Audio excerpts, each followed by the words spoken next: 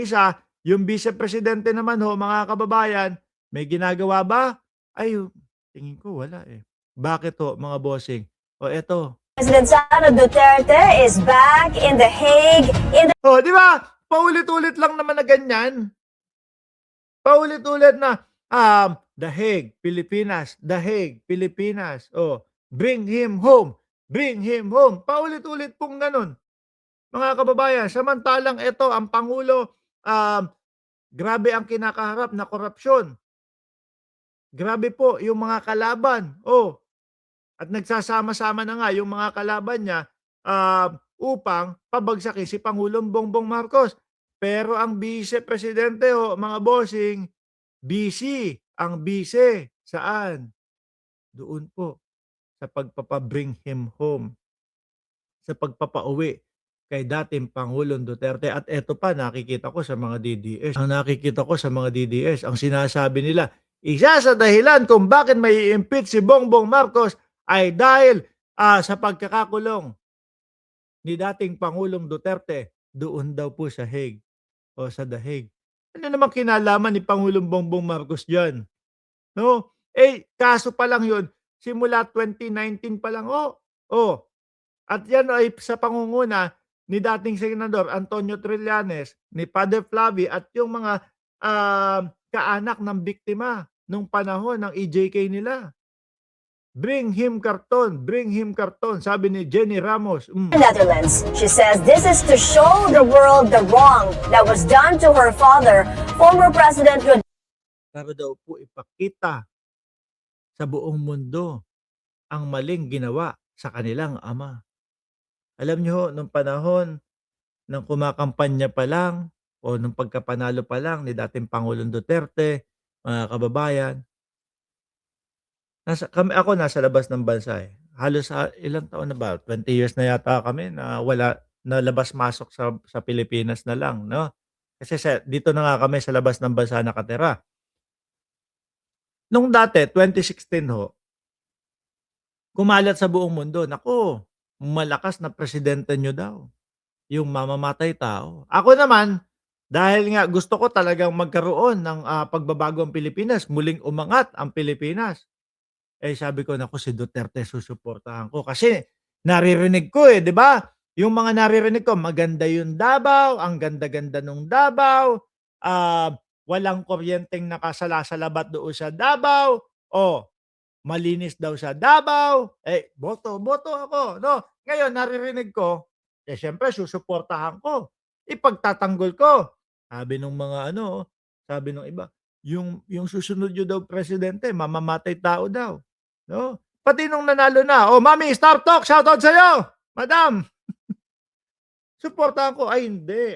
Yung mga lang ang pinapapatay nun, yung mga talagang nagpapakalat ay pinagbabawal na gamot sa Pilipinas. Ganun pa ako. Di ba? So ngayon mga kababayan, sa labas pa lang ho ng bansa, kalat na po na ang dating Pangulo, ganun daw po, mamamatay tao, di umano po. Which is, ngayon, yung mga naging report nung panahon nila, umabot sa ilan? 10,000 to 20,000 ang biktima nung kanilang EJK. Mas lalong masusuportahan po yung sinasabi ng mga banyaga. Sabi ni Ma'am Neng Gigi na taga-Canada, pupunta ako ng Vancouver, Canada sa June bago umuwi ng Pilipinas. Dito nga, ask ng co-worker namin, bakit ganun daw ang president ng Pilipinas, si Digong? Nakakasiya kasi pinaggagawa. Di ba? Totoo yung mga sinasabi nung mga nakatira ho sa labas ng bansa. Ganyan ang kumakalat dati. At kami, medyo pagtanggol pa kami. Kaya lang, ito nakita namin, yung tukhang-tukhang nila, maliliit lang pala ang dinadali.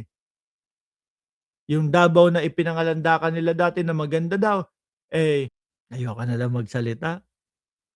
Di ba? As to reports about another impeachment complaint that may be filed against her. This is what the Vice President has to say. Ayun, oh, talagang may patunay na nasa dahig na naman. Biruin mo, yung pangulo natin, kaliwa't kanan ang problema, sila doon, dahig, dahig, dahig.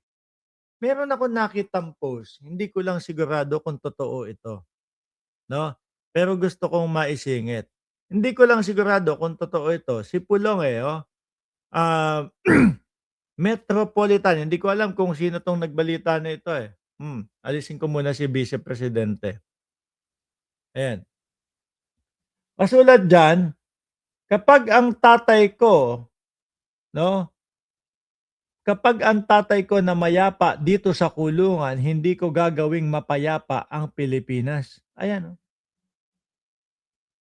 Hindi ko lang ho sigurado kung totoo 'to na sinabi ni Pulong Duterte or baka may nag-fake news lang ho.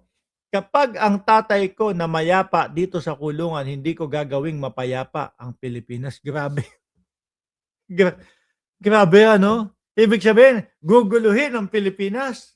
Oh, wala na silang pakialam, 'no? Kahit doon sa mga, kapwa natin Pilipino na wala namang kinalaman doon sa pag-ano, sa pagkakapiit nung kanyang tatay. Si Pulong ba mismo nagsabi, yun nakita ko. Kaya ang sinasabi ko, hindi ako sigurado kung talaga bang sinabi ni ano 'to, ni Boy Saksak 'to, mga kababayan, or baka may nag-fake news lang. Ayan, may agila, may kamao doon sa ilalim, oh, ayan. 'Di ba? Parang ang ibig sabihin ho niyan, mga boss tsipamo sir, na, um, hindi bibigyan ng katahimikan ang buong bayan natin. Sabi ni Ray Santos, "Si Boss Mark taga Tondo yan, 'di niyo kaya yan." No, astig yan, taga Tondo. Ay, salamat po.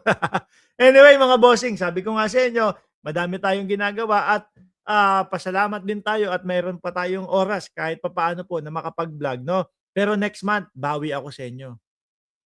Next month, babawi ho ako sa inyo. Makaka-full ano na ho tayo ulit, makaka-full, time vlog na ho tayo ulit. Kasi patapos na din po yung, bagong gym, mga bossing. Muli po, ako'y magpapaalam na muna.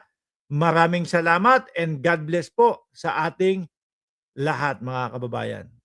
Sa kanatirahan!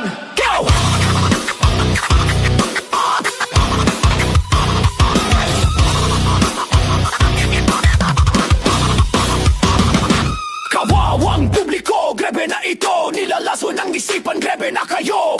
Kailangan wakasan ng katampalasan para mailigtas natin mamamayan. Mamameke ka ba?